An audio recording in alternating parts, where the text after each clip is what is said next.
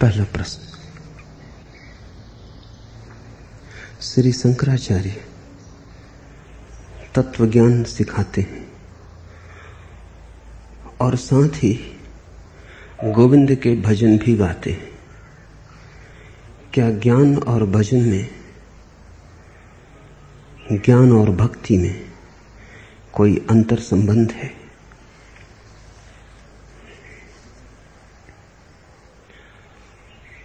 ज्ञान निषेधात्मक है, भक्ति विधायक। ज्ञान ऐसा है जैसे कोई भूमि तैयार करे, घास पात अलग करे, खाद डाले, और भक्ति ऐसी है जैसे कोई बीज बोए।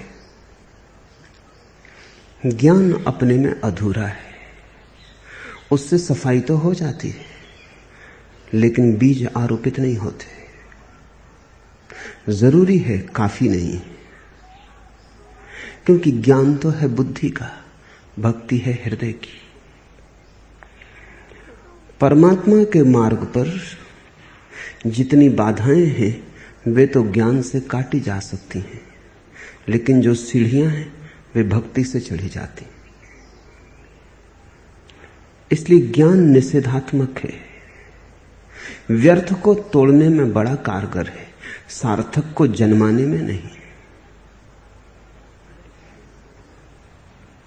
शंकर ज्ञान की बात कर रहे हैं ताकि तुम्हारे भीतर अज्ञान की जो परत दर परत भीड़ लगी है कट जाए। और जब एक बार मन की भूमि साफ हो गई, व्यर्थ का कचरा न रहा, कूड़ा करकट न रहा, तो फिर भक्ति के बीज बोए जा सकते हैं। फिर भज गोविंदम की संभावना है। विरोध नहीं है दोनों में। भक्ति ज्ञान की ही पराकाष्ठा है और ज्ञान भक्ति की ही शुरुआत है, क्योंकि मनुष्य के भीतर हृदय भी है, बुद्धि भी है। दोनों को छूना होगा, दोनों का रूपांतरण चाहिए। अगर तुम सिर्फ ज्ञान में ही उलझ गए तो कोरे रेगिस्तान की भांति हो जाओगे, साफ सुथरे पर कुछ भी उगेगा नहीं, स्वच्छ पर निर्बीज, विस्तीर्ण पर न तो कोई ऊंचाई न कोई गहराई। ज्ञान शुष्क है, अकेला। और अगर तुम अकेले भक्त हो गए तो तुम्हारे जीवन में वृक्ष तो उगेंगे, फूल तो फलेंगे, हरियाली होगी, लेकिन उस हरियाली को बचाने के तुम्हारे पास उपाय ना होंगे। तुम उन पौधों की रक्षा न कर पाओगे। अगर कोई संदेह जगाने आ गया तो तुम्हारी उर्वर भूमि में संदेह के बीज भी पड़ जाएंगे,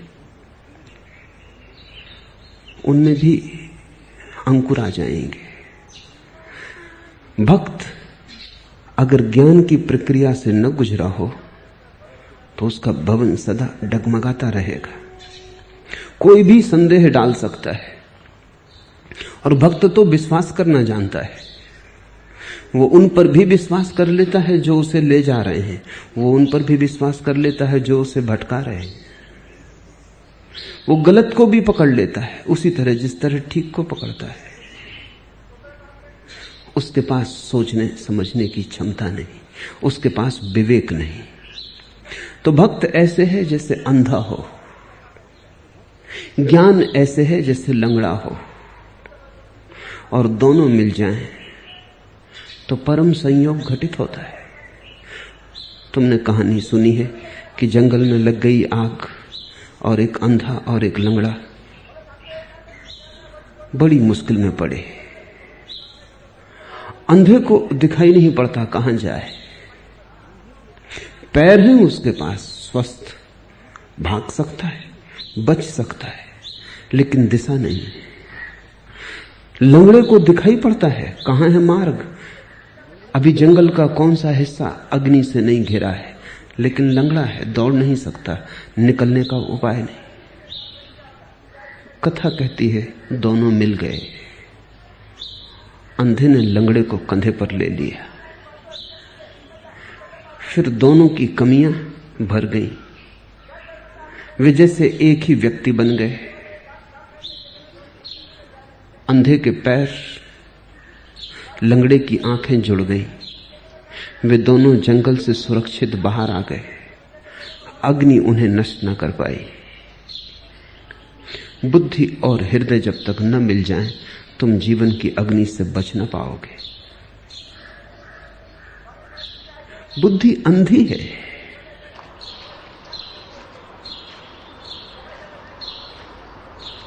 अकेले हृदय भी पंगु है, बुद्धि भी पंगु है। जुड़कर दोनों पूर्ण हो जाते और दोनों तुम्हारे पास है। दोनों का उपयोग कर लेना है। तो ज्ञान को भक्ति का सहारा बनाओ, भक्ति को ज्ञान का सहारा बनाओ। दोनों तुम्हारे पंख बन जाएं, तुम आकाश में उड़ सकोगे। न तो एक पंख से कभी कोई पक्षी उड़ा है, न एक पैर से कोई प्राणी चला है, न एक पतवार से नाव चलती है। दोनों पतवार चाहिए। कोई विरोध नहीं। और जिन्होंने तुमसे कहा है विरोध है, उन्होंने गलत कहा है। और गलत कहने का कारण यही है कि उन्होंने भी इस महा समन्वय को नहीं जाना। या तो वे बुद्धि से घिरे हुए लोग होंगे जिनके पास कोरे विचार हैं, शुष्क विचार हैं, तर्क है, लेकिन हृदय का कोई नृत्य घटित नहीं हुआ है। और या फिर वे हृदय के लोग होंगे, सीधे साधे, नाच तो सकते हैं, समझ नहीं। उस घड़ी को परम सौभाग्य की घड़ी मानना जब तुम समझ पूर्वक नाच सको। उस घड़ी को परम सौभाग्य मानना जब तुम विवेक पूर्वक प्रेम कर सको। और परमात्मा ने तुम्हें जो भी दिया है उसमें किसी का भी अस्वीकार मत करना, क्योंकि उतने ही अंश में तुम पंगु हो जाओगे। तुम पूरे हो, सिर्फ संयोग बिठाना है। वीणा रखी है, तार पड़े, लेकिन तारों को वीणा पर जोड़ना है, तारों को कसना है, साज बिठाना है। तुम्हारे भीतर सब मौजूद है, सिर्फ संयोग मौजूद नहीं है। उस संयोग का नाम ही साधना है कि तुम्हारे भीतर की वीणा और तार मिल जाएं। सूफी कहते हैं एक आदमी भूखा मर रहा था, आटा था घर में, जल भी था, चूल्हा भी था, ईंधन भी था, लेकिन उस आदमी को पता नहीं कैसे आटा गूंथे, कैसे आग जलाए, कैसे आग पर रोटी सेके। सब था, भूख भी थी, भोजन भी था, संयोग न बन सका। वह आदमी भूखा ही मर गया। ये सभी आदमियों की कथा है। तुम्हारे पास सब संयोग है और तुम भूखे हो। ऐसा कुछ भी नहीं है जो तुम्हारे पास मौजूद नहीं। परमात्मा किसी को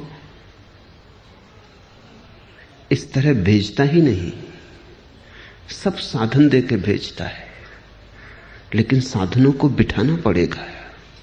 उनका ठीक अनुपात, ठीक समन्वय, ठीक संगीत बन जाए तो तुम्हारे भीतर परमात्मा का प्रकाश हो जाएगा। न तो बुद्धि से घिरना, न हृदय से। दोनों तटों के बीच तुम्हारी चेतना बह सके, नदी की धार की भांति तुम गंगा बन जाना, फिर सागर दूर नहीं। और जिद मत करना कि एक ही किनारे के सहारे बहेंगे, अन्यथा गंगा बह ही न पाएगी। दोनों ही किनारों का सहारा चाहिए, और अंत में दोनों किनारे छूट जाएंगे। लेकिन ध्यान रखना, वो अंत सहारे से ही आएगा। परम अवस्था में, परम सिद्धावस्था में न तो भक्ति रह जाती है न ज्ञान। जब नदी सागर में गिरती है तो फिर कोई भी किनारा नहीं रह जाता, फिर तो नदी सागर हो गई। इसलिए 3 तरह के लोग संसार में हैं। एक, जिन्होंने बुद्धि को पकड़ लिया, दार्शनिक, तात्विक, वे बाल की खाल ही निकालते रहते, तर्क की सूखी रेत उनके जीवन में भर जाती, सोचते बहुत हैं, पहुंचते कहीं भी नहीं। दूसरे हार्दिक लोग हैं, गाते बहुत हैं, नाचते बहुत हैं, लेकिन सब गाना नाचना विवेक रहित है, विक्षिप्तता के करीब ज्यादा है, विमुक्ति के करीब नहीं। एक तरह का पागलपन है, एक तरह का नशा है। जिनके पास विवेक नहीं, होश नहीं, उनके लिए धर्म, हृदय एक तरह की शराब है। फिर तीसरे तरह के लोग हैं जिन्होंने दोनों का उपयोग कर लिया और उपयोग करके दोनों के पार हो गए। उस महा अतिक्रमण की आकांक्षा रखो, उस महा अतिक्रमण की अभिप्सा करो, उस तीसरे बिंदु पर पहुंच जाने का लक्ष्य रखो। सागर में गिरना है गंगा को, तट दोनों छोड़ देने, लेकिन जल्दी मत करना। सागर तक तो तट के सहारे ही पहुंचना होगा, पहुंचते ही फिर तटों का त्याग हो सकता है।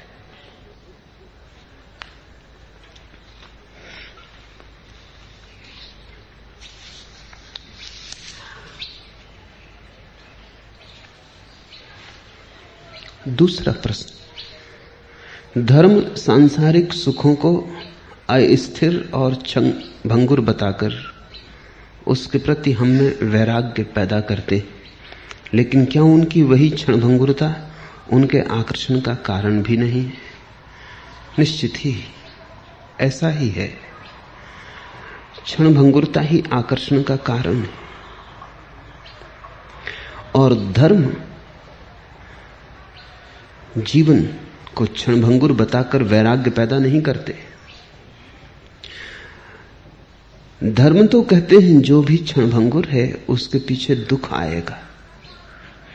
क्षणभंगुरता नहीं है कारण वैराग्य का, क्षणभंगुरता के पीछे दुख छाया की तरह आता है। दुख कारण है वैराग्य का।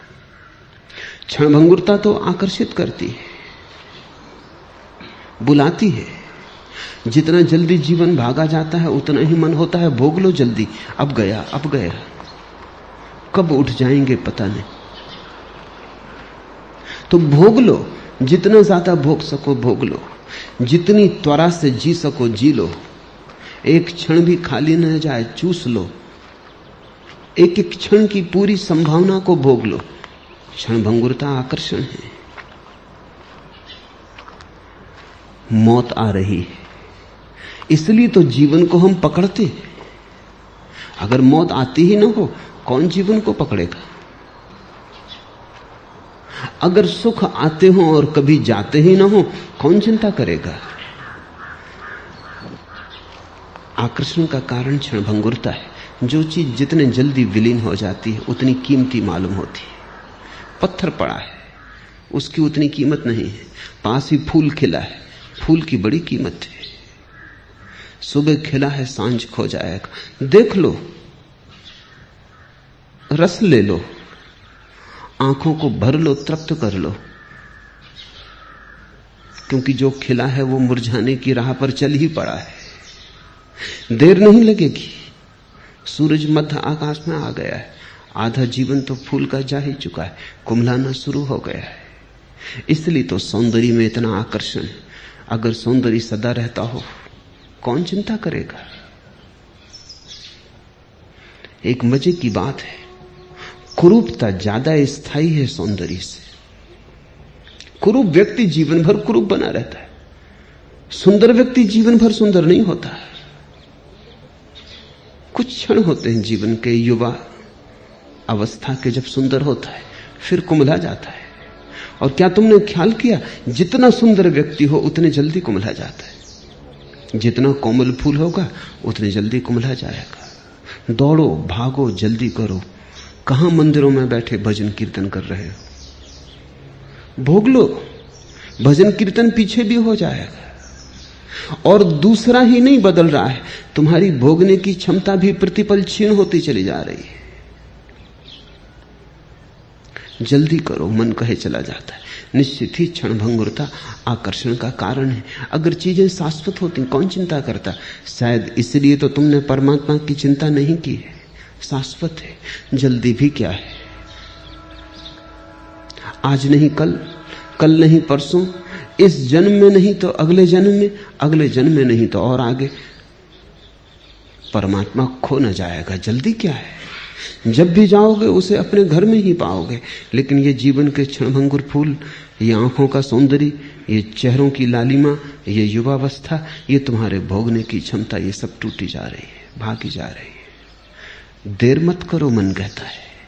निश्चित ही क्षणभंगुरता आकर्षण का कारण है। जो भी शाश्वत है उसमें आकर्षण नहीं रह जाता। जो है ही और सदा ही है उसमें आकर्षण का क्या कारण है? सपने ज्यादा सुंदर लगते हैं, अभी आंख खुलेगी और टूट जाएंगे। धर्म जब तुमसे कहता है कि क्षणभंगुर है जीवन, तो क्षणभंगुर बता के तुम्हें वैराग्य नहीं लाना चाहता है। क्षणभंगुर कह के ये इशारा करना चाहता है कि क्षण भर के बाद फिर क्या करोगे? क्षण भर नाच लोगे फिर रोओगे। क्षणभंगुर है अगर जीवन, भोग लोगे क्षण भर फिर पीछे पछताओगे, चुक जाओगे। व्यर्थ की दौड़ में तितलियों के पीछे जैसे बच्चे दौड़ रहे, ऐसे छोटे छोटे भोगों के पीछे दौड़ते दौड़ते थकोगे, गिर जाओगे, मौत संभालेगी तुम्हें। और ये समय जो तुमने क्षणभंगुर की तलाश में गंवाया, उसमें तुमने पाया तो कुछ भी नहीं, क्योंकि पाने के पहले ही चीजें कुम्हला जाती। हाथ में आते आते ही फूल मुर्दा हो जाते। घर लाते लाते ही सुख दुख में रूपांतरित हो जाता है। वैराग्य का उद्बोधन दुख के कारण है। धर्म कहता है देखने की कोशिश करो कि जहां तुम्हें एक क्षण को सुख दिखाई पड़ता है उसके पीछे अनंत दुख भरा है, और तुम भी इसे भली भांति जानते हो। जब भी तुमने सुख पाया पीछे दुख आया है। जब भी तुम प्रसन्न हुए पीछे आंख आंसुओं से भरी है। जब भी तुम इतराए तभी तुम गिरे हो, और जब भी तुमने सोचा था सौभाग्य का क्षण आ गया, उसके पीछे ही दुर्भाग्य की रात्रि शुरू हो गई है।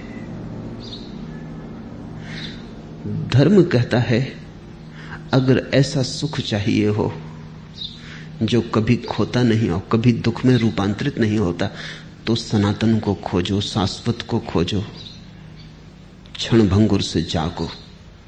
सपनों में खोया गया समय, खोया गया समय। सत्य को खोजो। सत्य की परिभाषा क्या है? सत्य की इतनी ही परिभाषा है कि जो सदा था, जो सदा है और सदा रहेगा। असत्य की इतनी ही परिभाषा है कि जो कल नहीं था, अभी है, कल फिर नहीं हो जाएगा। असत्य का अर्थ है दो नहीं के बीच थोड़ी देर को होना है। दो न होने के बीच थोड़ी देर को होने का भ्रम है। थोड़ा सोचो, जब दोनों तरफ नहीं है तो बीच में हो कैसे सकेगा? इसलिए शंकर संसार को माया कहते। माया का मतलब यह है कल नहीं थी, आज है, कल फिर नहीं हो जाएगी। तो जो दो कोनों पर नहीं है वो बीच में हो नहीं सकती, सिर्फ दिखाई पड़ती होगी, भास होता होगा। क्योंकि नहीं से है कैसे पैदा हो सकता है, और जो है वो फिर नहीं में कैसे खो सकता है? तुम नहीं थे एक दिन, जन्म के पहले तुम कहां थे? मृत्यु के बाद तुम कहां रहोगे? थोड़ी सी देर का सपना है, आंख लगी, सपना देख लिया है, आंख खुलते ही खो जाएगा।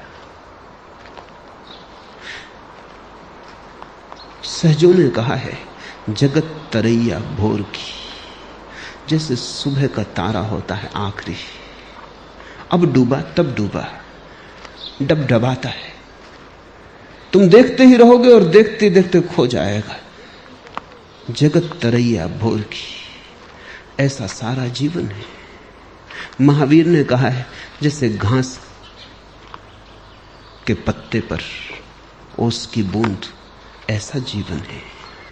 घास के पत्ते पर ओस की बूंद को कभी गौर से देखा? अब ढलकी तब ढलकी, तुम्हारे देखते देखते ही ढल जाएगी। हवा का जरा सा झोंका काफी है, सूरज का निकलना भाप बन जाएगी, काफी है। जरा सा धक्का और गई। जब होती है तब तो मोतियों को ईर्षा होती है, जब होती है बूंद ओस की तब तो मोती भी शर्माते होंगे, झेंप जाते होंगे, ऐसी चमकती है। पर उसका होना क्या है? ना जैसा है, हुई न हुई बराबर है। जीवन क्षणभंगुर है तो सत्य नहीं हो सकता। तुमने जो भी जाना है, अगर वो जाना और फिर खो जाता है, वो सत्य नहीं हो सकता। वो मन की ही भावना रही होगी, वो मन की ही कल्पना रही होगी, वो तुम्हारा ही प्रक्षेपण रहा होगा। वैसी सच्चाई नहीं है, तुमने मान लिया होगा। वो तुम्हारी मान्यता है, मान्यता माया है। तुम्हारे भीतर की कामना को तुम जीवन के पर्दे पर आरोपित करके देखते चले जाते हो। तुमने कभी ख्याल किया, एक स्त्री बहुत सुंदर लगती है, एक पुरुष बहुत सुंदर लगता है, 4 दिन बाद वही स्त्री सुंदर नहीं लगती, वही पुरुष सुंदर नहीं लगता है। क्या हो गया? वही स्त्री है, वही पुरुष है। 4 दिन पहले तुमने अपनी कोई कामना आरोपित कर ली थी, वो कामना टूट गई, पर्दा खाली है, अब उस पर कोई चित्र नहीं रहा। तुम जो देखते हो अपने चारों तरफ, जब तक तुम मन में भरी कामनाओं से देखते हो तब तक तुम वही नहीं देख सकते जो है। तब तक तुम वही देखते रहोगे जो तुम देखना चाहते हो। शुद्ध आंख वही देखती है जो है, अशुद्ध आंख वही देख लेती है जो देखना चाहती है। तुम सौंदर्य की तलाश में हो तो तुम सौंदर्य देख लोगे। अपनी अपनी व्याख्या है जीवन, व्याख्या के कारण जीवन माया है। मुल्ला नसरुद्दीन दवाएं बनाता और बेचता है। एक पैकेट पे उसने लिख रखा था, फायदा न होने पर दाम वापस। मैं उसकी दुकान पर बैठा था, एक आदमी आया, बड़ा नाराज था।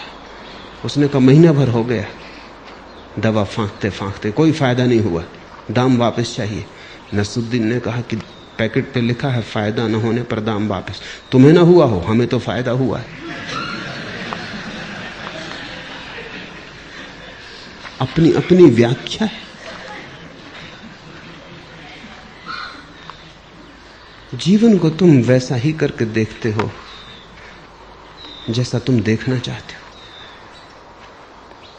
शब्दों के अर्थ बदल जाते हैं, सत्यों के अर्थ बदल जाते हैं।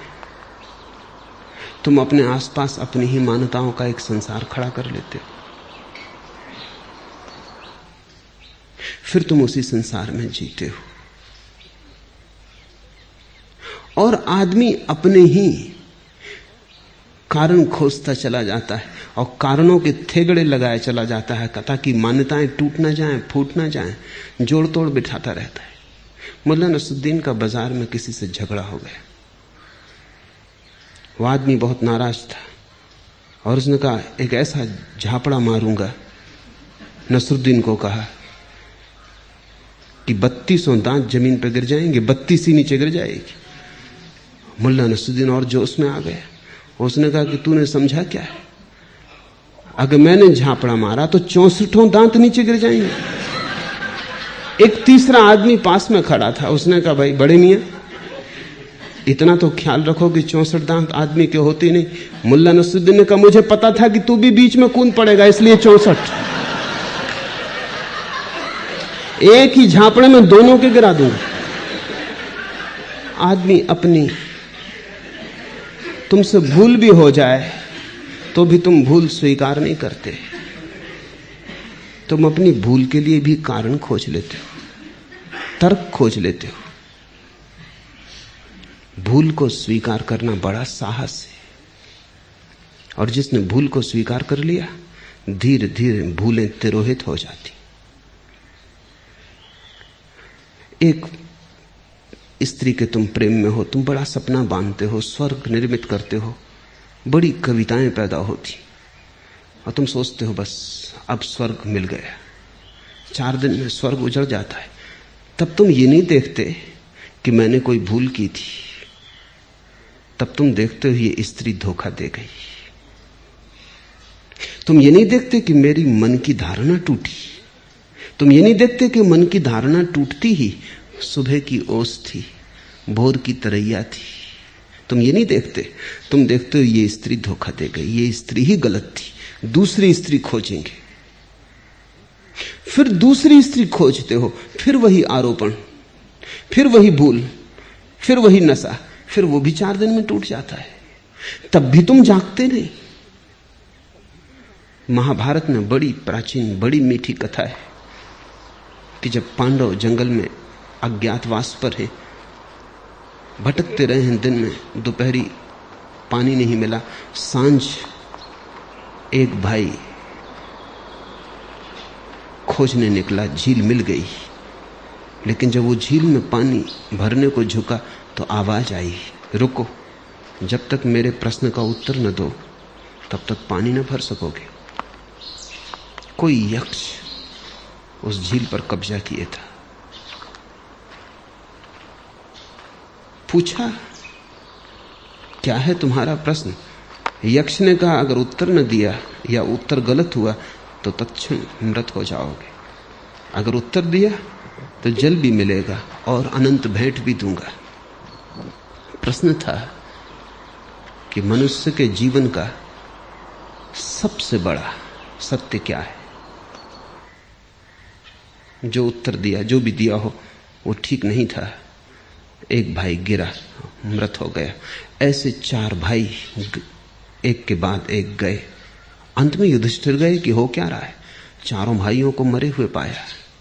यक्ष की आवाज आई, सावधान, पहले मेरे प्रश्न का उत्तर, अन्यथा वही होगा जो इनका हुआ है। पानी एक ही शर्त पर भर सकते हो, और मेरा ठीक उत्तर मिल जाए, क्योंकि उसी उत्तर पर मेरी मुक्ति निर्भर है। जिस दिन मुझे ठीक उत्तर मिल जाएगा उस दिन मैं भी मुक्त हो जाऊंगा। ये मेरा बंधन यक्ष होने का टूट जाएगा। प्रश्न, मनुष्य के जीवन का सबसे बड़ा सत्य क्या है? युधिष्ठिर ने कहा, यही कि चाहे कितने ही अनुभव मिले, मनुष्य सीख नहीं पाता। यक्ष मुक्त हो गया, चारों भाई पुनरुज्जीवित हो गए। उसकी प्रसन्नता में, मुक्ति की प्रसन्नता में उसने चारों को पुनरुज्जीवन दिया। मनुष्य को कितने ही अनुभव हो जाएं, सीख नहीं पाता। एक स्त्री से छूटता है दूसरी, दूसरी से छूटता है तीसरी, एक उपद्रव मिटता है दूसरा, एक सफलता का मार्ग अवरुद्ध हो जाता है तो दूसरा, एक दौड़ बंद नहीं हो पाती कि दूसरी शुरू कर देता है, दौड़ से नहीं मुक्त होता है। एक वासना गिर नहीं पाती कि 10 खड़ी कर लेता है, वासना की भ्रांति नहीं दिख पाती, और हर चीज के पीछे अपने तर्क खोज लेता है, अपने कारण खोज लेता है, और कभी ये नहीं देखता कि भूल मेरी होगी। सदा भूल किसी और पर थोप देता है, निश्चिंत होकर फिर भूल करने में लग जाता है। दूसरे पर भूल थोपना भूल को और करने की व्यवस्था है। जब भी तुम किसी को कहते हो कि तुम जिम्मेवार हो, तभी तुम अपनी जिम्मेवारी से इंकार कर रहे हो, और वही जिम्मेवारी तुम्हें जगा सकती थी, क्योंकि उसी जिम्मेवारी के क्षण में तुम्हें दिखाई पड़ सकता था कि मैं भूल कर रहा हूं। भूल किसी स्त्री में नहीं है, ना किसी पुरुष में। भूल उस कामना और कल्पना में जो तुम किसी स्त्री या पुरुष पर आरोपित करते हो। वो क्षणभंगुर है, वो कामना टूटेगी। जरा सोचो तो, मन का एक विचार तुम कितनी देर तक स्थिर रख सकते हो? भोर की तरैया भी थोड़ी ज्यादा देर टिकती है, ओस का कण भी कभी कभी देर तक टिक जाता है, लेकिन तुम अपने मन में एक विचार को कितनी देर टिका सकते हो? क्षण भर है और गया। पकड़ो तो भी पकड़ में नहीं आता, मुट्ठी खाली रह जाती है। दौड़ो तो भी कहीं खबर नहीं मिलती कहां गया। हवा के झोंके की तरह आता है और खो जाता है।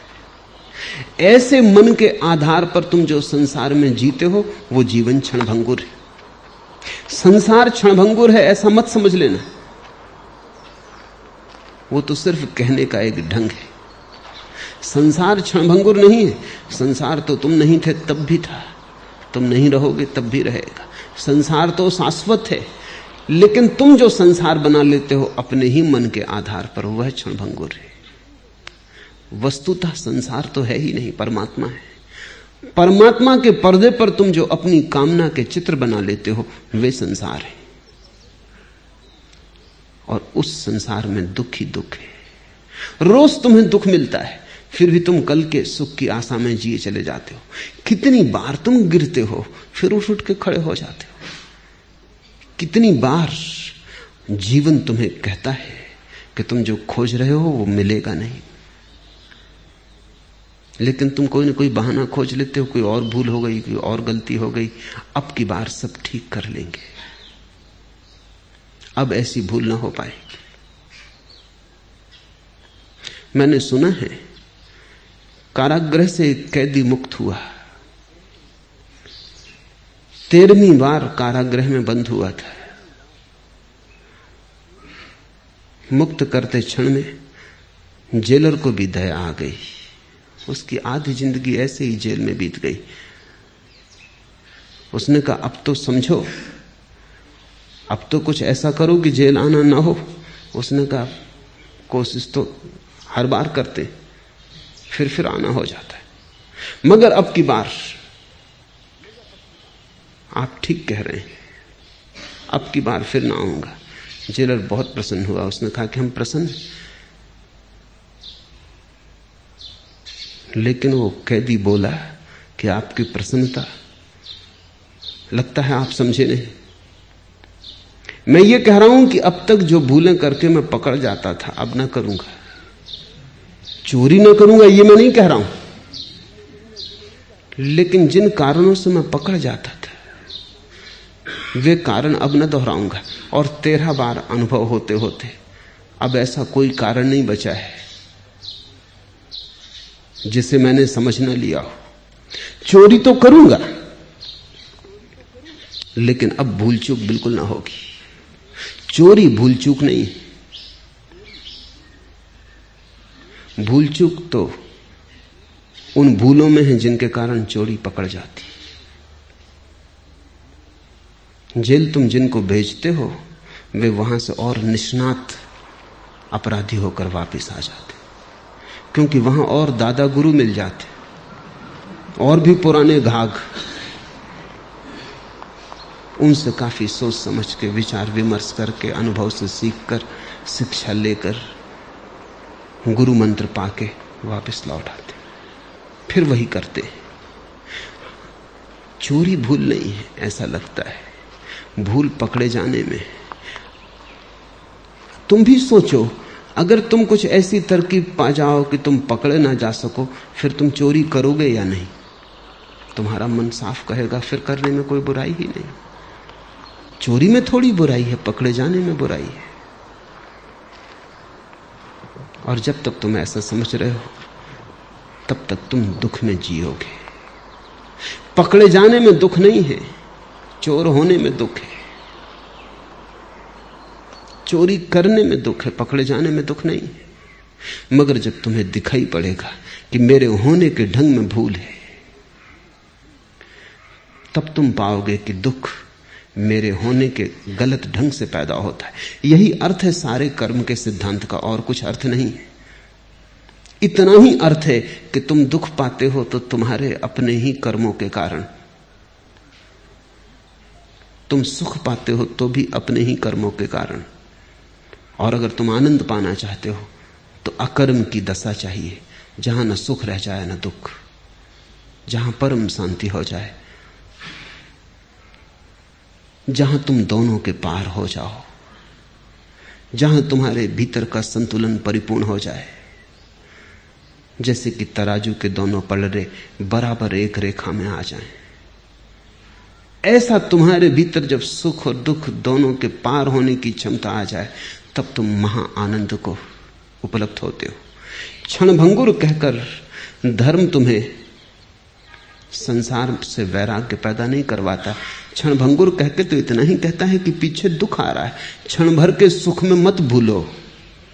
ये दुख आया, ये आया, इधर सुख प्रवेश किया कि दूसरे दरवाजे से दुख प्रवेश कर ही गया है, देर अबेर दुख से मिलन हो जाएगा।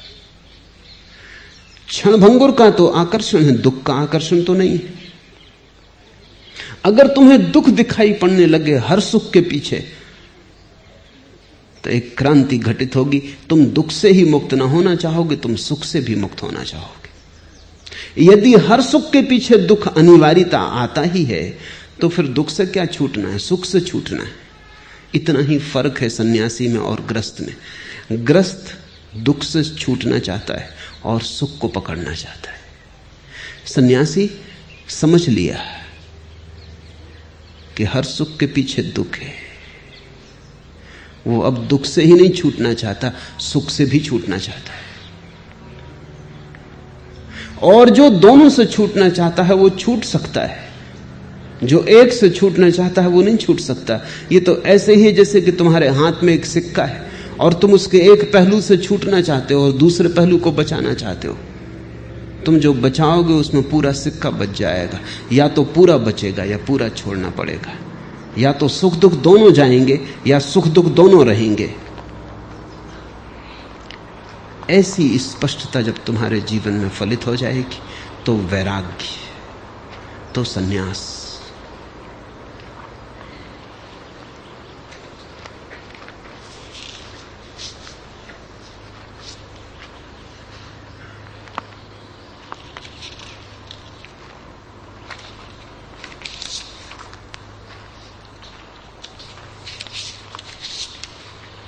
तीसरा प्रश्न, आपने कहा कि स्व को विसर्जित कर देने पर समूचा अस्तित्व रक्षा करने लगता है। फिर उस फकीर की अंग्रेज सिपाहियों के द्वारा हत्या क्यों कर दी गई जो सर्वत्र निराकार परमात्मा के दर्शन करता था? हत्या तुम्हें दिखाई पड़ती है, उसे दिखाई नहीं पड़ी थी। और तुम्हें दिखाई पड़ती है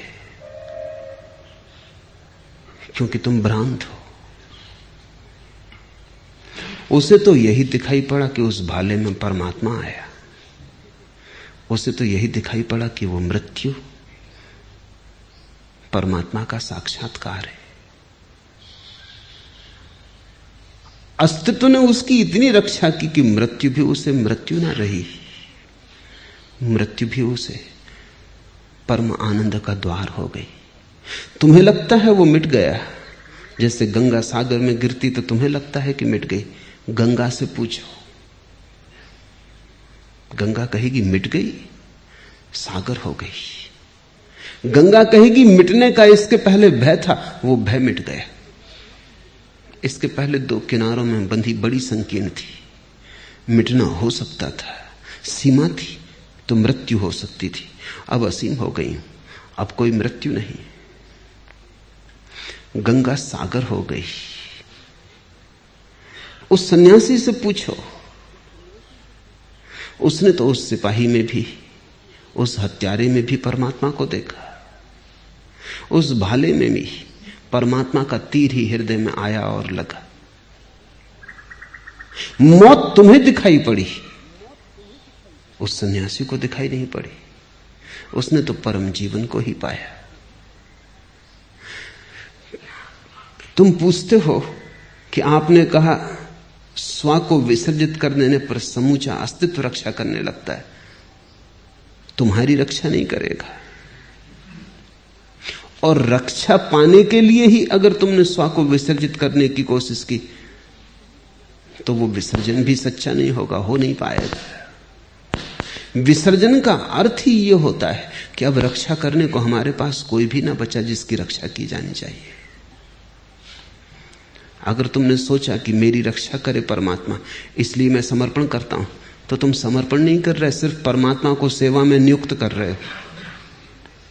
समर्पण का तो अर्थ ही यह होता है कि अब मैं नहीं हूं, तू है। अब मेरी रक्षा का क्या सवाल है? अब तुम्हें एक कोरा आकाश, एक सूना ग्रह, अब तो मिटने को कुछ बचा ही नहीं। मिटेगा कैसे? मैं पहले ही मिट गया हूं।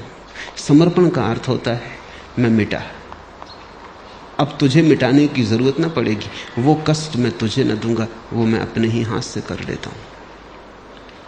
समर्पण वास्तविक अर्थों में आत्महत्या है। वास्तविक अर्थों में जिसको तुम आत्महत्या कहते हो वो आत्महत्या नहीं है, वो तो केवल शरीर घात है। आत्मा थोड़ी मरती है, शरीर भग गिर जाता है, नया शरीर मिल जाता है। लेकिन समर्पण वस्तुतः आत्मघात है। तुम अपने स्व को ही मिटा देते हो। तुम उससे कहते हो अब मैं हूं ही नहीं, तू ही है। अब तुम्हारी रक्षा का क्या सवाल है? अब तुम हो कौन? तुम किसकी रक्षा चाहते हो? और जब तुम बचे ही नहीं तभी सारा अस्तित्व तुम्हारी रक्षा करता है। अब मिटाने का मजा भी कहां? अब मिटाने में सार भी क्या? जब तुम खुद ही मिट गए तो मौत व्यर्थ हो गई। उस दिन उस सन्यासी की छाती में जब छुरा भोंका गया तो सिपाही को लगा होगा कि मारा, देखने वालों को लगा होगा कि मर गया। सन्यासी से पूछो, उसने तो यही उद्घोष किया, तत्वमसि श्वेतकेतु, तू भी वही है। उसने तो यही कहा कि तू किसी भी रूप में आए मुझे धोखा न दे पाएगा, मैं तुझे पहचान ही लूंगा। तू आज भाला लेकर आया, आज तूने मौत का स्वांग रचा, मगर मैं तुम्हें पहचानता हूं, मैं तुझे देख रहा हूं। तू शत्रु होकर आए या मित्र होकर आए, मैं हर हालत में तुझे पहचान लूंगा। सन्यासी मरा नहीं, उसकी गंगा सागर हो गई। लेकिन तुम्हारी तकलीफ मैं समझता हूं।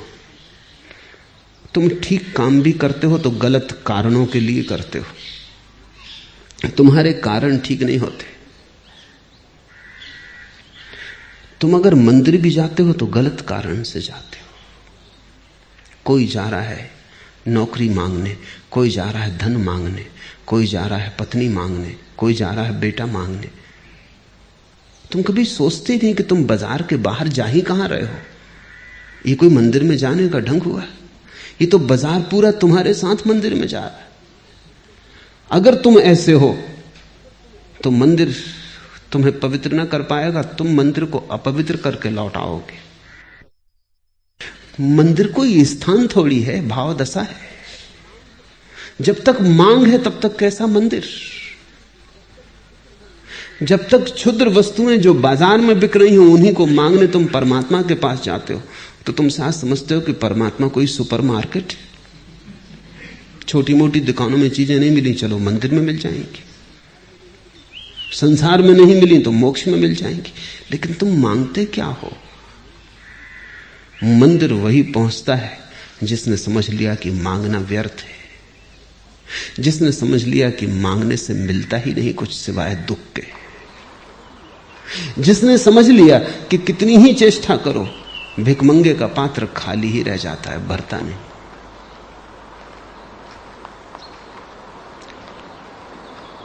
मंदिर वही पहुंचता है जो धन्यवाद देने जाता है, मांगने नहीं। जिस दिन तुम्हारे भीतर से अहिर्निश धन्यवाद उठने लगे, फूल खिले और तुम्हारे भीतर से धन्यवाद उठे, आकाश से बादल बरसे और तुम्हारे भीतर धन्यवाद उठे, एक बच्चा किलकारी मारे और तुम्हारे भीतर धन्यवाद उठे। तुम श्वास लो और तुम्हारा होना ही इतना शांति का हो कि धन्यवाद उठे। अहिर्निश उठता हुआ धन्यवाद ही भज गोविंदम है। भजने की थोड़ी जरूरत है, भज के थोड़ी कोई भज पाया है। अहिर्निश भाव की बात है।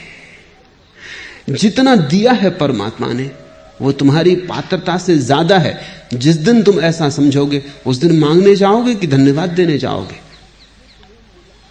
जो तुम्हें मिला है उसमें तुमने क्या अर्जित किया है?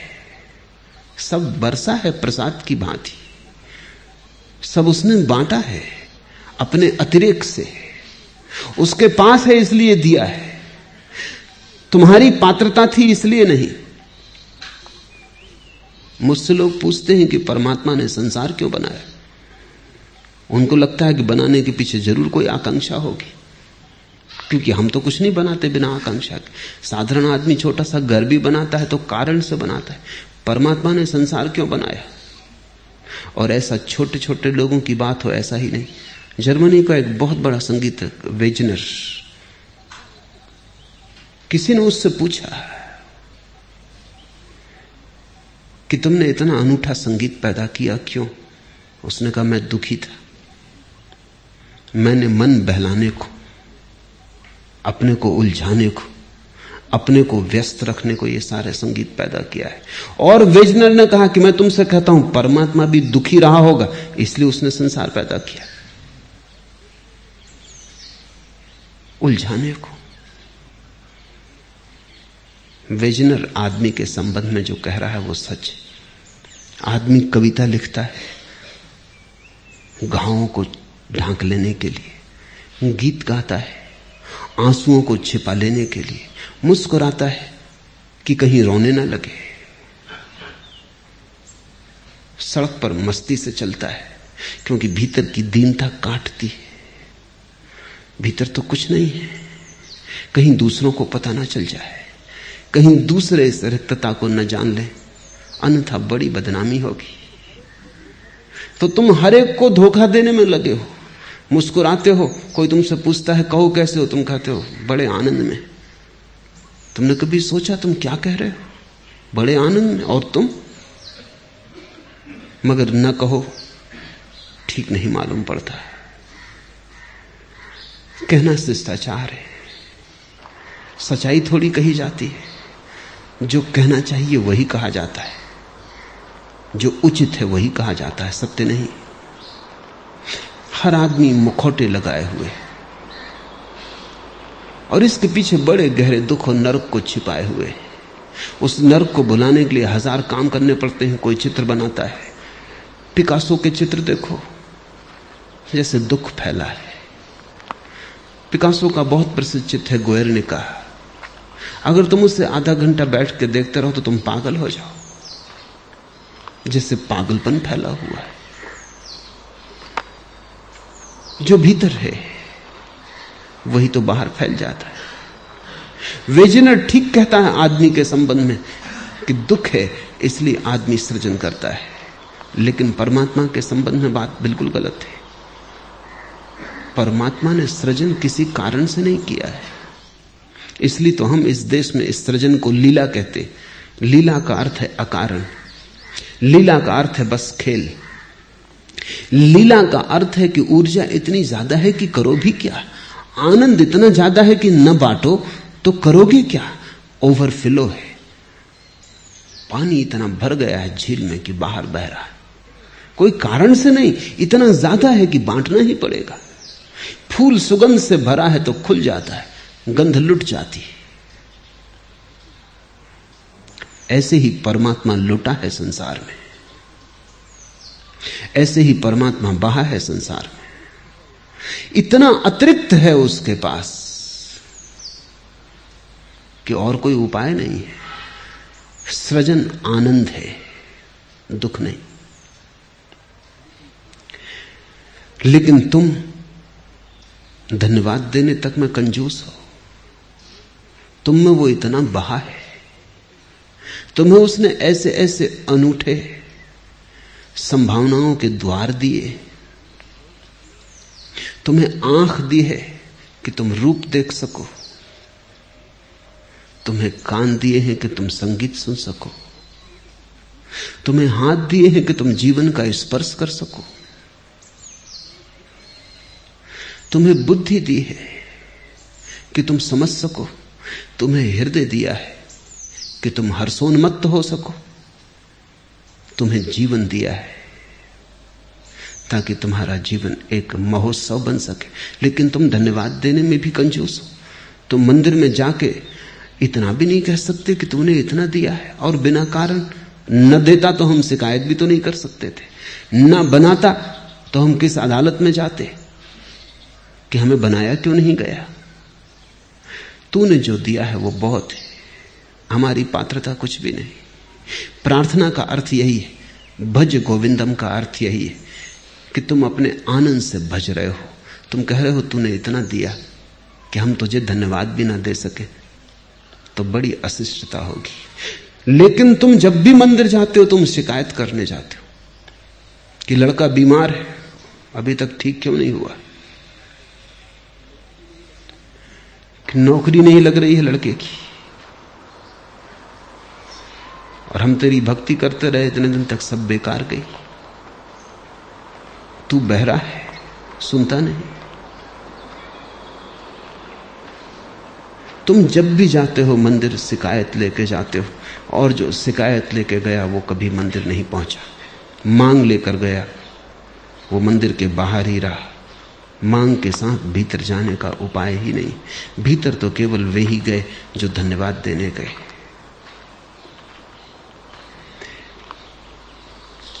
तुम अगर समर्पण भी करोगे तो इसलिए ताकि तुम्हारी रक्षा हो। तुम हो कौन जिसकी रक्षा की जरूरत है? तुम परमात्मा को भी बॉडीगार्ड बनाना चाहते हो कि वो भी एक बंदूक लिए तुम्हारे आसपास खड़ा रहे, तुम्हारी रक्षा करे। समर्पण का अर्थ ही यही है कि बचाने योग्य मेरे पास है क्या? कुछ भी नहीं। मैं अपनी शून्यता को तेरे चरणों में रखता हूं। और जब तुम समर्पण करते हो तब तुम्हारे मन में ऐसा भाव नहीं उठता कि मैंने कोई गजब का काम कर दिया, क्योंकि गोविंद को तुम वही लौटाते हो जो उसने तुम्हें दिया था। तेरी वस्तु तुझे वापस, और तुम क्या करते हो? थोड़ा गंदा करके लौटाते होगे, हो सकता है, क्योंकि बहुत धन्यभागी लोग ही हैं कबीर जैसे जो कह सकते हैं कि ज्यों की त्यों धर देनी चदरिया। बहुत मुश्किल से चादर पे थोड़े बहुत दाग लग ही जाएंगे। तो जब तुम रखते हो परमात्मा के चरणों में अपने को, तो तुम कुछ ये थोड़ी आशा रखते हो कि वो बड़ा प्रसन्न होगा और बड़े धन्यवाद देगा कि आपकी बड़ी कृपा कि आप आए।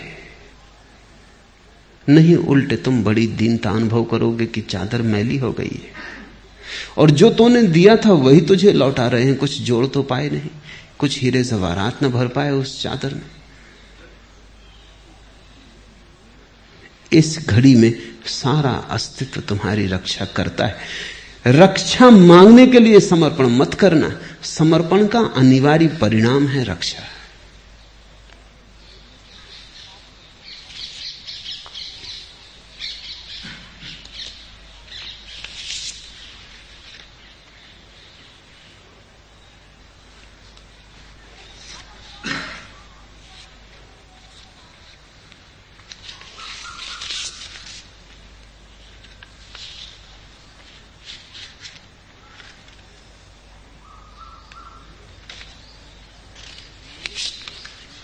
चौथा प्रश्न, मेरे भीतर शून्यता इतनी सघन हो गई है कि अपनी ही दृष्टि में धूल से भी तुच्छ मालूम होता हूं, और जब कोई योग्यता न रही तो भरोसा नहीं आता कि इस रिक्त सिंहासन पर भगवान आकर विराजेंगे।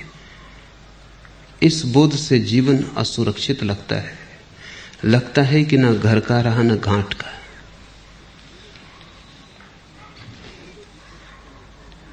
मेरे भीतर शून्यता इतनी सघन हो गई है कि अपनी ही दृष्टि में धूल से भी तुच्छ मालूम होता हूं। अगर शून्यता सघन हो जाएगी तो मेरे होने का भाव ही विसर्जित हो जाए। फिर तुम ऐसा ना कह सकोगे कि मेरे भीतर शून्यता सघन हो गई है। तुम इतना ही कहोगे कि शून्यता हो गई है। मेरे भीतर तुम ना कह सकोगे, क्योंकि जब तक तुम हो तब तक शून्यता नहीं हो सकती। तो तुम ही तो भरे हुए हो स्वयं को। और तुम कहते हो कि अपनी ही दृष्टि में धूल से भी तुच्छ मालूम होता हूं। किसने तुम्हें कहा कि धूल तुच्छ?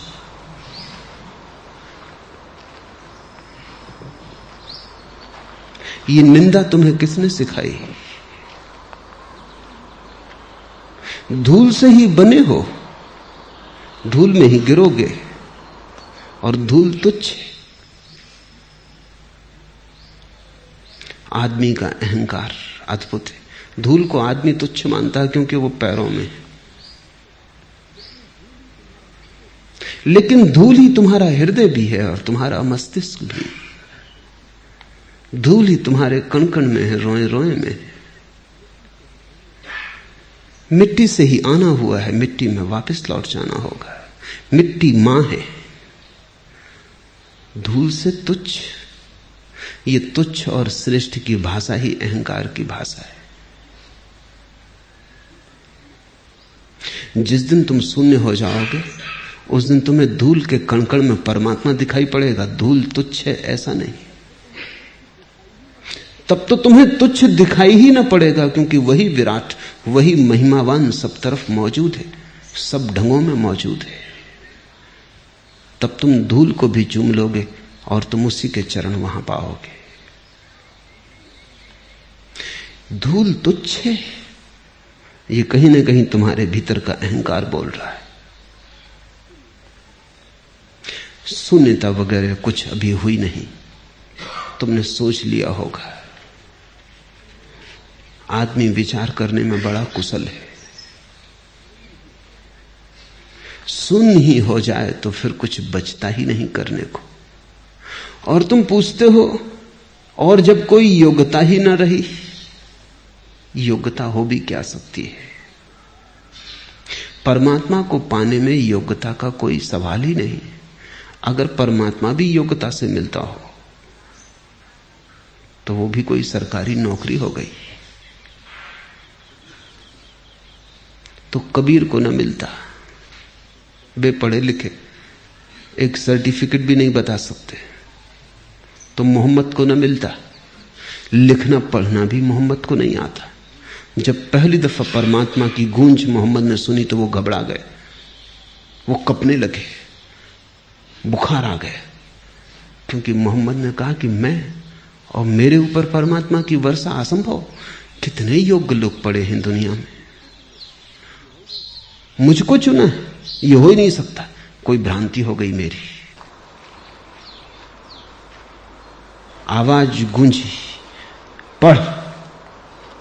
मोहम्मद ने कहा, यह भी क्या पागलपन की बात, मैं पढ़ा लिखा ही नहीं।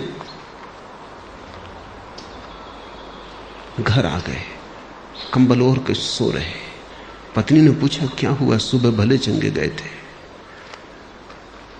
कहा कि मुझे कोई भ्रांति हो गई कि परमात्मा की आवाज गूंजी। नहीं, ये हो नहीं सकता, मेरी कोई योग्यता नहीं।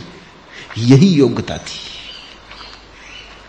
जब तक तुम समझते हो तुम्हारी कोई योग्यता है, तब तक अयोग्य, तब तक बाधा है, तब तक अहंकार खड़ा है। योग्यता यानी अहंकार। तुम परमात्मा के मंदिर के सामने खड़े हो, न कि किसी एम्प्लॉयमेंट एक्सचेंज के आगे।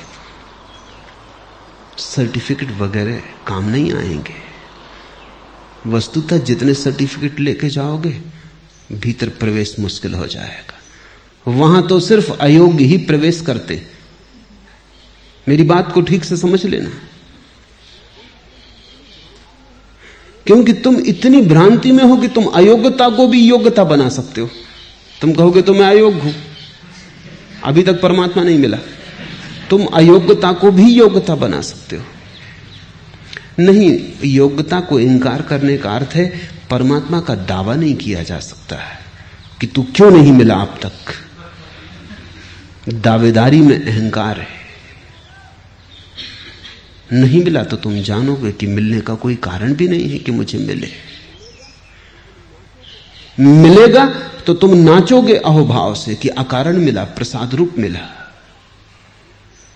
योग्यता का तो अर्थ है तुम्हें अपने पे भरोसा है, परमात्मा पर नहीं। योग्यता का तो अर्थ है कि तुम उसे भी खरीदने को तत्पर हो। योग्यता का तो अर्थ है कि तुम कहते हो मैंने अर्जित कर लिए हैं गुण, अब देर क्यों हो रही। कितनी प्रार्थनाएं की, कितनी पूजा की, कितने दीप जलाए, कितनी उदबत्तियां फूंक डाली, कितने फूल तेरे चरणों पर रखे, कितने उपवास किए, कितने ध्यान किए, कितना तप, सब कर चुका। अब तक तू नहीं आया। बस अब तक तू नहीं आया, उसमें ही तुम्हारा अहंकार घोषणा कर रहा है कि मैंने अर्जित कर लिया है और अन्याय हो रहा है। और ऐसों को भी मिल रहा है तू जिन्होंने कुछ भी नहीं किया, जिनकी कोई दावा नहीं था, उनको तू मिल गया और हमें नहीं मिल रहा। ये दावे में ही बाधा है। परमात्मा को पाने वाले वही लोग हैं जिन्होंने सारे दावे छोड़ दिए, जो कहते हैं हम कुछ भी करेंगे, हमारे करने में क्या रखा है, हम जो भी करेंगे वो बहुत छोटा मोटा होगा, हम छोटे मोटे, हम जो भी करेंगे वो साधारण होगा, हम साधारण हैं, हम जो भी करेंगे उससे तुझे पाने का क्या संबंध बन सकेगा। ये तो ऐसा ही है हमारा करना जैसे कोई मुट्ठी में आकाश को बांधना चाहे। छोटी मुट्ठी, विराट आकाश, बात ही फिजूल है। परमात्मा तो तभी मिलता है जब तुम अपनी व्यर्थता को, अपनी असहाय अवस्था को उसकी समग्रता में स्वीकार कर लेते, तब तुम एक खाली पात्र रह जाते हो जिसका कोई दावा नहीं, जो परमात्मा के पीछे नहीं पड़ा है कि मिलो मिलो, जो सिर्फ प्रतीक्षा करता है। क्योंकि ये कहना भी कि तू मिल बड़ा अहंकार है। तुम पूछते हो और जब कोई योग्यता न रही तो भरोसा नहीं आता। अगर योग्यता न रही हो तो भरोसा तत्क्षण आ जाएगा। अभी भी थोड़ी योग्यता बाकी है। असल में ये जिसको तुम सोच रहे हो कि शून्यता सघन हो गई, इसको तुमने योग्यता समझ लिया है। कि अब मैं धूल से भी तुच्छ हो गया है, इसको तुमने योग्यता समझ लिया है। अब तुम बस राह देख रहे हो कि मिल जा, अन्यथा अन्याय हो रहा है। इतना मैं कर चुका और अभी तक तू नहीं आया। जागती हो रही है। ध्यान रखना, परमात्मा उतरता है केवल तुम्हारी शून्यता में, और यही प्रतीक है, लक्षण। जब तुम परिपूर्ण शून्य हो जाओगे तो क्षण भर की देर नहीं होती। शून्य हुए यहां और परमात्मा उतरा, ये दोनों युगपत घटती हैं घटनाएं। इसलिए जिसे तुमने शून्यता समझा है वो मन का ही ख्याल होगा। मन के ख्यालों से जरा सावधान रहना। मन बड़ा चालाक है, बड़ा कुशल है, बड़ा हिसाबी किताबी है। वो जो भी करता है बड़े गणित से करता है, खाता बही रखता है धर्म का भी। इस मन से थोड़े सावधान रहना। यही मन तुमसे कहता है कि लगता है ना घर के रहे ना गांठ के। जरूरत भी क्या है कि घर के रहो कि गांठ के, बीच में कौन सी बुराई है?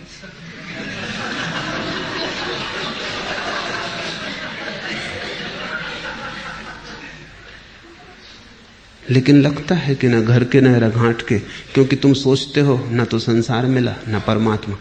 ये मतलब है तुम्हारा, मतलब हम समझ गए। संसार पाने की आकांक्षा अभी भी भीतर दबी पड़ी है, इसलिए ना घर के ना घाट के। अन्यथा बीच में ही स्वतंत्रता है। घर में भी बंधोगे, घाट पे भी बंधोगे। फिर गधा घर पे रहे कि घाट पे, इससे क्या फर्क पड़ता? बीच में ही थोड़ी स्वतंत्रता है, वहीं से भागने का उपाय है। क्योंकि धोबी घाट पर भी बैठा है, घर में भी बैठा है। नहीं, लेकिन मन में लगता है कि देखो इतना ध्यान किया, इतनी देर दुकान ही कर लेते तो कुछ पैसा ही कमा लेते, कि इलेक्शन ही लड़ लेते तो कुछ नेता ही हो जाते। कि सारी दुनिया कुछ किए जा रही है, हम ध्यान कर रहे हैं और परमात्मा मिल नहीं रहा है और संसार खोया जा रहा है। ये विचार ही इसलिए उठता है कि संसार में अभी लगाव बाकी। अच्छा है लौट जाओ, बाजार में लौट जाओ, क्योंकि तुम्हारा सन्यास झूठा रहेगा, तुम्हारा ध्यान सच्चा नहीं हो सकता है। अभी तुम धन से चुके नहीं, ध्यान सच्चा नहीं हो सकता। अभी धन में रस कायम है, अभी तुम ध्यान में उत्सुक हो गए हो, प्यासे नहीं हो। जिज्ञासा आ गई होगी, कुतूहल पैदा हुआ होगा, मुमुक्षा नहीं। इसलिए मैं इसी पक्ष में हूं कि बेहतर है तुम बजाय खाली बैठ के और परमात्मा के प्रति अन्याय की धारणा तुम्हारे मन में पैदा हो, इससे बेहतर है तुम बाजार में लौट जाओ। अभी शायद ठीक समय नहीं आया, अभी पके नहीं तुम, अभी कच्चे हो, अभी तुम्हें और दुख झेलने पड़ेंगे ताकि पको। अभी तुमने काफी दुख नहीं झेले। जब कोई व्यक्ति जीवन में दुख ही दुख झेल लेता है और दुख के अतिरिक्त कुछ भी नहीं पाता, तब फिर उसे फिक्र नहीं रह जाती। वो कहता परमात्मा मिले या ना मिले, संसार में तो कुछ मिलने को नहीं। एक बात तो तय हो गई कि संसार में कुछ पाने को नहीं है। रही दूसरी बात कि परमात्मा मिले या ना मिले, लेकिन अब मिले या ना मिले इससे कोई फर्क नहीं पड़ता है। संसार में लौटने की कोई सवाल नहीं रह गया है, वहां बात खत्म हो गई। वो द्वार बंद हुआ, वो सेतु हमने तोड़ दिया, वो सीढ़ी गिरा दी, अब उससे उतरने का कोई सवाल नहीं।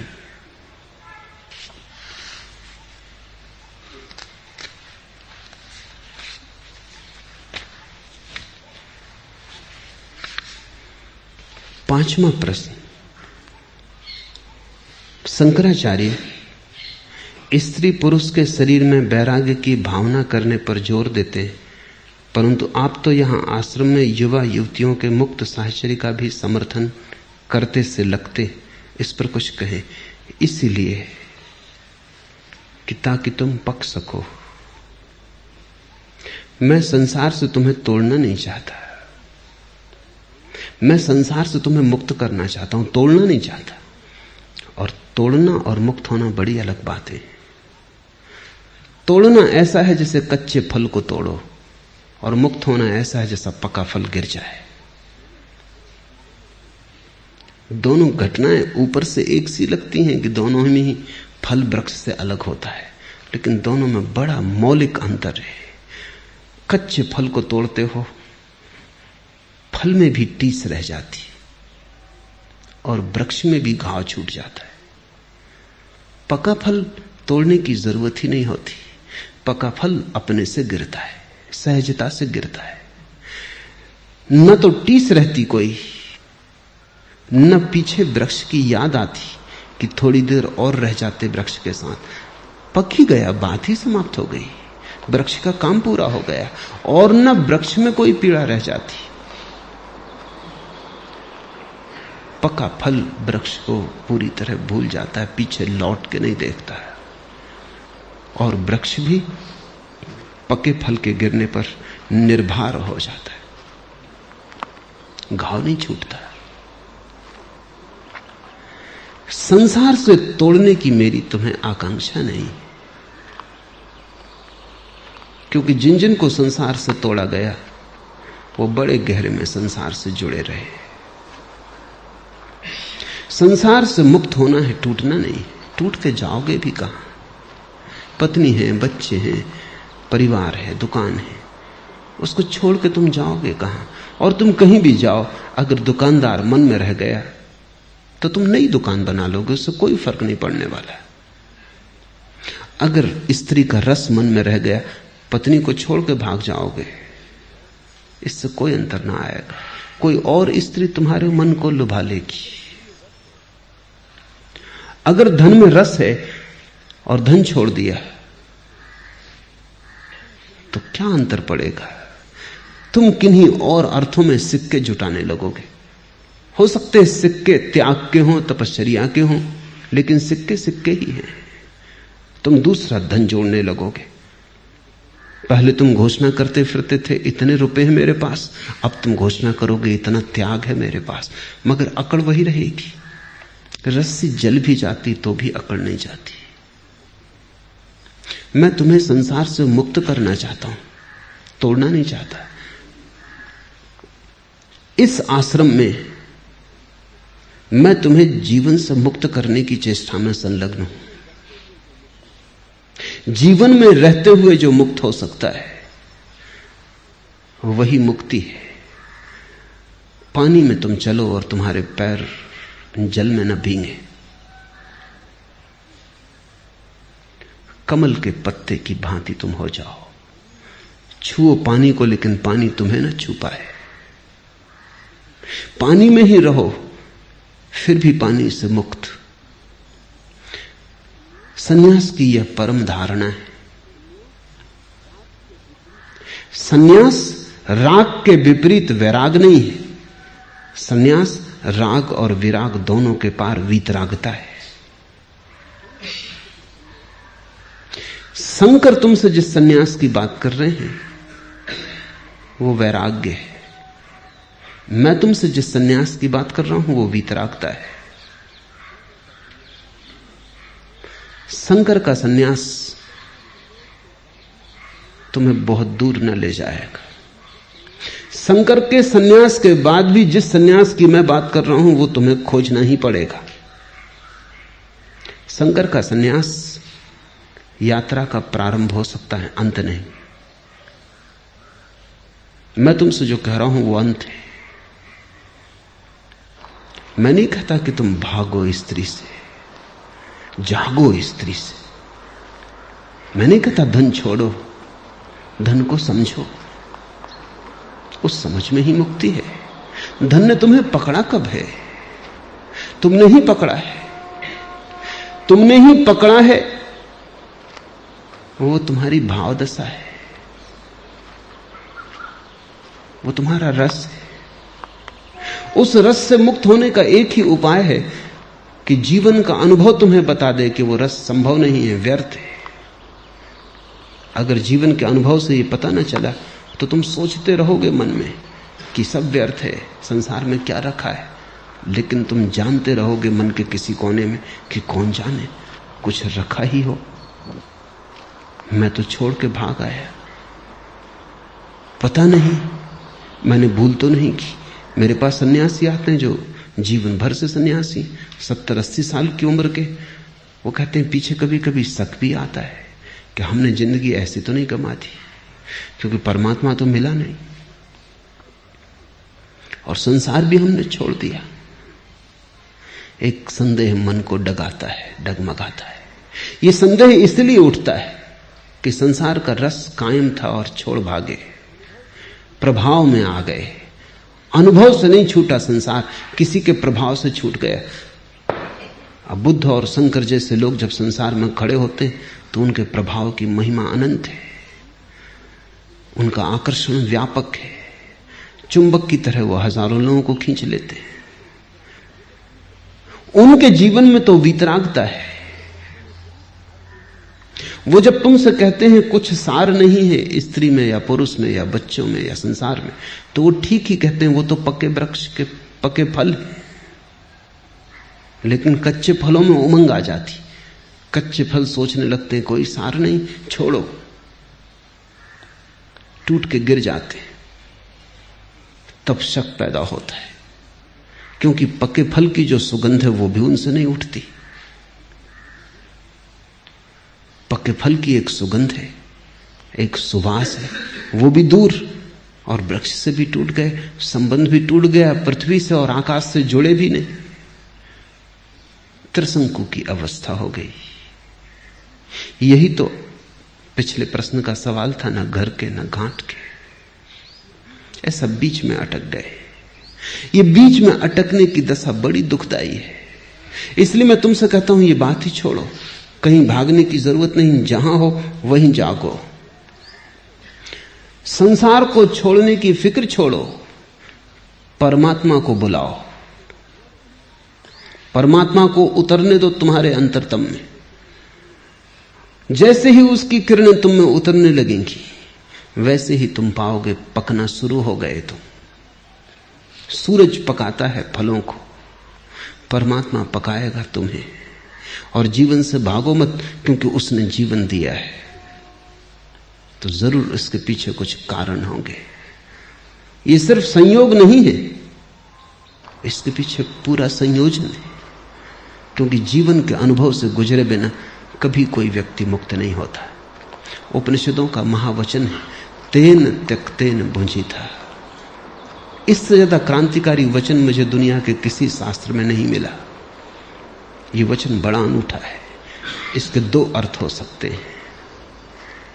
तेन त्यक्तेन भुंजीता, जिन्होंने त्यागा उन्होंने ही केवल भोगा, एक अर्थ। दूसरा अर्थ, तेन त्यक्तेन भुंजीता, जिन्होंने भोगा उन्होंने ही त्यागा। और दोनों ही अर्थ बड़े बहुमूल्य और कीमती हैं, और दोनों अर्थ एक ही सिक्के के दो पहलू हैं। जिन्होंने भोगा उन्होंने ही त्यागा, क्योंकि जब तक तुमने भोगा ही नहीं, तुम त्यागोगे कैसे? त्याग की समझ कहां से आएगी? भोग की कीचड़ से ही उठेगा त्याग का कमल, कोई और उपाय नहीं। इसलिए भोग की निंदा मत करना, क्योंकि कमल उसी से आएगा।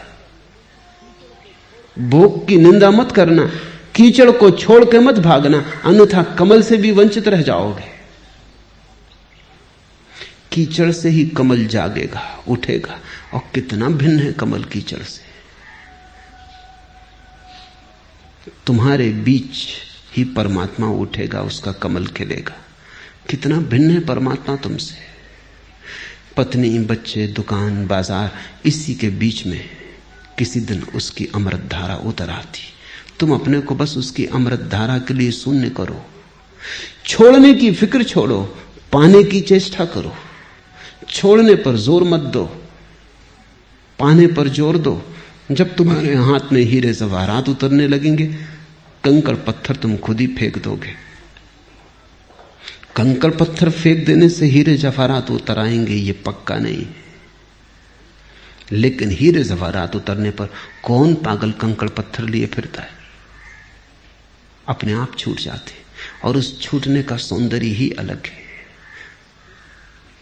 उसका संगीत ही अलग है। क्यों? क्योंकि जब तुम ऐसे छोड़ देते हो कि तुम्हें पता ही नहीं चलता, तो छूटने की कोई रेखा भी तुम्हारे भीतर नहीं रह जाती। त्याग का कोई दावा भी पैदा नहीं होता। तुम रोज सुबह कचरा झाड़ते हो, घर का, और बाहर फेंक देते हो। क्या तुम जाते हो कि जाके अखबार वालों को खबर करें कि आज इतने कचरे का त्याग कर दिया? कचरे का कोई त्याग करता है? तुम जाओगे तो लोग हंसेंगे, वो कहेंगे पागल हो गए। अगर कचरा ही था तो त्याग का क्या सवाल है? और अगर कचरा न था तो तुम पागल हो, त्यागा ही क्यों? जब तुम त्याग की घोषणा करते हो, तब तुम ये कह रहे हो कि था तो धन, किसी के प्रभाव में आके त्याग दिया। अभी तुम राजी न हुए थे, पक्के नहीं थे, अभी तुम कच्चे थे, जल्दबाजी कर ली। इस जल्दबाजी से कभी कोई व्यक्ति रूपांतरित नहीं होता। मैं तुम्हें किसी जल्दबाजी में लगाना नहीं चाहता। अगर स्त्री में रस है तो अनुभव से गुजर ही जाओ। तेन त्यक्तेन भुंजीता, तुम भोग लोगे, उसी भोग से त्याग का जन्म होगा। जब तुम भोग भोग कर देखोगे कि कुछ भी नहीं मिलता, जब तुम भोग भोग कर देखोगे दुख ही हाथ आता है, जब तुम भोग भोग कर देखोगे कि सिर्फ राख से भर जाता है जीवन, कहीं कोई फूल नहीं खिलते, तब तुम्हारे भोग ने तुम्हें कुंजी दे दी त्याग की। भोग दुश्मन नहीं है, भोग तुम्हारा मित्र है। जाग कर भोगो, बस इतनी मेरी शर्त है। होश पूर्वक भोगो, इतनी मेरी शर्त है। ऐसा ना हो कि अनुभव भी गुजरता जाए और सीख भी पैदा ना हो, बस सीख दे जाए अनुभव, अनुभव करने योग्य है। नर्क से भी गुजरना उपयोगी है अगर तुम जागे हुए गुजर जाओ, क्योंकि उसी जागने में स्वर्ग का रास्ता मिलेगा। इसलिए मैं तुम्हें जीवन के किसी तल से तोड़ना नहीं चाहता। तुम जहां हो वहीं रहो, वहीं तुम्हारे हृदय में नए होश का बीजारोपण करो। इसलिए मेरा त्याग पर जोर नहीं है, ध्यान पर जोर है। संसार के विरोध में मैं कुछ भी नहीं कहता, परमात्मा के पक्ष में बहुत कुछ कहता हूं। शंकराचार्य का जोर संसार के विरोध में ज्यादा है। पुराने सन्यास की वही धारणा थी कि लोगों को संसार से छुड़ाओ ताकि वे परमात्मा को पा सकें। मेरी धारणा यह है कि लोगों को परमात्मा के निकट लाओ ताकि संसार उनसे छूट सके।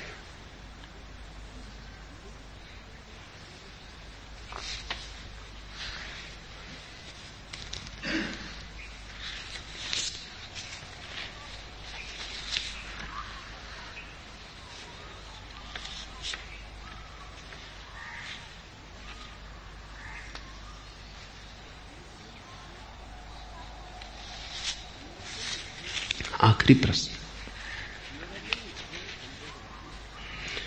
मेरा मन घोर संदेहवादी है, इसलिए प्रयास के बाद भी ध्यान कहीं टिकता नहीं। जन्म से अभी तक सिर्फ पदार्थ ही जाना है, और आप कहते हैं कि सब परमात्मा है, तो क्या विश्वास कर लूं? क्या वह ईमानदारी होगी? समझे, मेरा मन घोर संदेहवादी है। संदेहवादी होगा, घोर संदेहवादी नहीं, क्योंकि घोर संदेहवादी को संदेह पर भी संदेह हो जाता है। वो संदेह अभी तुम्हें नहीं हुआ। संदेह अभी तुम्हारा लंगड़ा है, नपुंसक है। अभी तुमने संदेह किया है, लेकिन संदेह की पराकाष्ठा नहीं। संदेह की पराकाष्ठा ही आस्था है, क्योंकि जब संदेह करते करते सब चीजों पर संदेह हो जाता है, तो आखिरी संदेह संदेह पर होता है कि मैं ये जो संदेह कर रहा हूं इससे कुछ मिलेगा, संदेह से कुछ पाऊंगा। संदेह से कभी किसी ने कुछ पाया है? जब तुम संदेह पर भी संदेह कर लेते हो तब घोर संदेह, लेकिन उस दिन संदेह संदेह को काट देता है और एक कुंवारी आस्था का जन्म होता है। तो तुम संदेहवादी हो, लेकिन लंगड़े, पूरी यात्रा नहीं की। लंगड़े तुम होगे ही नहीं तो मेरे पास किस लिए आए? संदेह करना था तो सारी दुनिया पड़ी है, उसके लिए यहां मेरे पास आने की कोई जरूरत नहीं। संदेह तुमने पूरा नहीं किया और तुम थक गए हो और तुम आस्था करना चाहते हो, इसलिए मेरे पास आए हो। जल्दी आ गए, थोड़ा और रुकना था, थोड़ा और संदेह करो। और ध्यान रखो, संदेह ही संदेह को काट देता है, जैसे कांटे से कांटा निकाल लिया जाता है। मेरा मन घोर संदेहवादी है, इसलिए प्रयास के बाद भी ध्यान कहीं टिकता नहीं। टिकेगा ही नहीं। संदेहवादी कभी त्याग को उपलब्ध हुआ है, या ध्यान को उपलब्ध हुआ है, या परमात्मा को उपलब्ध हुआ है? क्योंकि संदेहवादी कुछ भी नहीं कर सकता। वो एक हाथ से रखता है, दूसरे हाथ से मिटाता है। मैंने सुना है कि एक बड़ा विचारक पहले महायुद्ध में भर्ती हो गया। अनिवार्य भर्ती थी, सभी को युद्ध पर जाना था, वो भी गया। लेकिन बड़ी मुसीबत आ गई, क्योंकि वो संदेहवादी था, विचारक, चिंतक, दार्शनिक। जब उसका कमांडर कहे बाएं घूम, तो सारी दुनिया बाएं घूम जाए, वो वहीं के वहीं खड़ा है। वो सोच रहा है कि घूमना कि नहीं घूमना। आकर उसके कमांडर ने कहा कि इतनी देर क्या लगती, क्या तुम बहरे हो? सारी पंक्ति घूम गई, तुम वहीं खड़े हो। उसने कहा कि क्षमा करें, मैं बिना सोचे विचारे कुछ भी नहीं करता, और सोच विचार में समय लगता है। और पहले तो सवाल उठता है कि बाएं घूमना ही क्यों, जरूरत क्या है घूमने की, फिर दाएं घूमने में क्या हर्ज है। फिर तुमने कह दिया बाएं घूम, बस इसलिए घूम जाए, और कोई प्रयोजन भी समझ में नहीं आता। बाएं घूम दाएं घूम, व्यर्थ की कवायद। आखिर में जहां हम खड़े हैं फिर वैसे कि वैसे खड़े, तो हम पहले से वहीं खड़े हैं, ये सब घूम घाम के फिर ऐसे ही खड़े हैं। जाहिर आदमी था, बड़ा विचारक था। कमांडर को भी दया आई कि पुरानी आदत है, ये मिलिट्री के काम का नहीं। तो उसको मिलिट्री का जो चौका था उसमें रख दिया कि कुछ दूसरे काम। पहले ही दिन उसको मटर के दाने दिए और कहा कि बड़े दाने एक तरफ कर लेना, छोटे दाने एक तरफ। घंटे भर बाद जब कमांडर आया तो बड़ी विचार की मुद्रा में वैसी का वैसा बैठा था, दाने अपनी जगह थे। उसने पूछा क्या ये भी नहीं कर सके? उसने कहा कि एक बड़ी उलझन आ गई, बड़े एक तरफ छोटे एक तरफ, कुछ मझोल है, उनको कहां रखना। और जब बात पहले से साफ ना हो तो मैं शुरू ही नहीं करता, मैं तुम्हारी राह देखता था कि मझोल का क्या करना। ये इस तरह का जो व्यक्तित्व है ये कुछ भी नहीं कर पाता, कृत्य इससे हो ही नहीं सकता। संदेह जहर की तरह कृत्य को घेर लेता है। ध्यान तो बड़ा दूर है, क्योंकि ध्यान तो परम कृत्य है, वो तो आखिरी बात है। जब तुम अभी डमाडोल हो और बाएं घूमने में भी तुम्हें संदेह होगा, तो भीतर घूमने में तो बड़ी मुश्किल आएगी। जन्म से अभी तक सिर्फ पदार्थ ही जाना है, ये भी तुम गलत कहते हो। अगर संदेहवादी सच में होते तो तुम ये भी नहीं कह सकते कि पदार्थ ही जाना है। असली संदेहवादी तो ये भी कहते हैं पता नहीं पदार्थ भी है या नहीं, क्योंकि क्या पक्का मैं यहां बैठा हूं, तुम मुझे सुन रहे हो सकता है तुम एक सपना देख रहे हो। जरूरी क्या है कि मैं यहां हूं ही और तुम वहां बैठे हो। तुमने सपने में भी बहुत बार लोग देखे, हो सकता है ये भी एक सपना हो, क्या पक्का है। और तुमने पदार्थ देखा है कभी? तुम तो खोपड़ी के भीतर छिपे हो, पदार्थ खोपड़ी के बाहर है। कभी तुम खोपड़ी के भीतर पदार्थ को ले गए हो? तुमने पदार्थ तो कभी नहीं देखा, सिर्फ पदार्थ के चित्र जाते हैं भीतर। सामने वृक्ष लगा है, वृक्ष तो तुमने कभी नहीं देखा। वृक्ष से कुछ किरणें आती, आंख पर पड़ती, वो किरणें भीतर एक चित्र को ले जाती। जैसे फोटो के कैमरे में चित्र जाता है, ऐसे ही तुम्हारे मस्तिष्क में चित्र जाता है। उस चित्र को ही तुमने देखा है, पक्का नहीं है कि उस चित्र को मिलता हुआ वृक्ष बाहर है भी। इसका कोई सबूत भी नहीं है, कोई सबूत नहीं है इसका कि बाहर है भी। संदेहवादी तो पदार्थ पर भी भरोसा नहीं कर सकता, परमात्मा की तो बात अलग। लेकिन मैं तुमसे कहता हूं कि पदार्थ को जानना मुश्किल है, परमात्मा को जानना आसान, क्योंकि पदार्थ बाहर है और परमात्मा भीतर। परमात्मा निकट है, पदार्थ दूर। परमात्मा तुम स्वयं हो, पदार्थ संसार। परमात्मा कोई वस्तु नहीं है जिसे जानना है, वो कोई जानने का विषय नहीं है, वो जानने वाला है। वो तुम हो स्वयं, वो तुम्हारा चैतन्य है। वो जो संदेह कर रहा है वही परमात्मा है। अब तुम थोड़ा समझो, अगर वही परमात्मा है जो संदेह कर रहा है तो तुम उस पर कैसे संदेह करोगे? क्योंकि संदेह करने वाला तो कम से कम है ही भीतर। संदेह करो तो भी है, क्योंकि संदेह करने के लिए भी उसकी जरूरत है। अगर वो हो ही ना तो संदेह कौन करेगा? समझो, मुल्ला नसरुद्दीन अपने मित्रों को लेकर दिन सांझ घर आया। होटल में बैठे बैठे जोश चढ़ गया।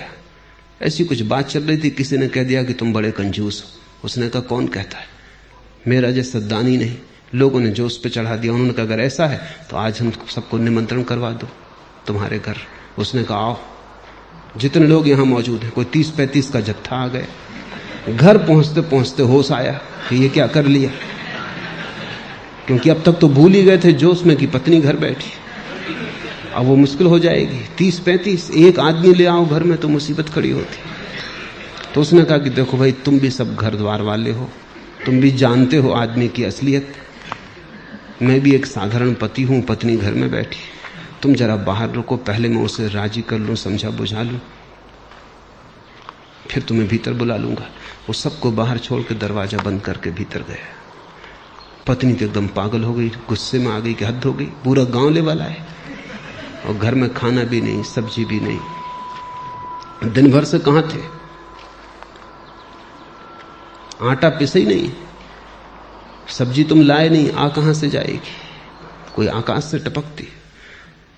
तो मुल्ला ने कहा, तू ही बता क्या करें, अब तो रात भी हो गई, बाजार भी बंद हो गया, इनसे किस तरह निपटारा हो। उसने कहा, तुम ही समझो, जो निपटारा करना हो करो, मैंने मुसीबत बुलाई भी नहीं, तुम ही लेके आए हो। तो उसने कहा, एक काम कर, तू जाकर उनसे कह दे कि मुल्ला घर पे नहीं।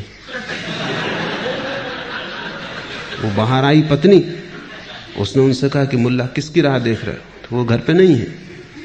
ये कैसे हो सकता है उन लोगों का, वो हमारे साथ ही आए थे और हमने उनको बाहर जाते भी नहीं देखा, भीतर ही गए। वो पत्नी से जिरह करने लगे, दलीलबाजी करने लगे।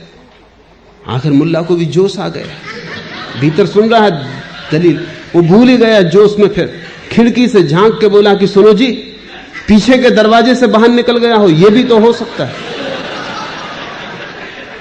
आप अपना ही खंडन नहीं कर सकते। पीछे का दरवाजा है, बाहर का दरवाजा।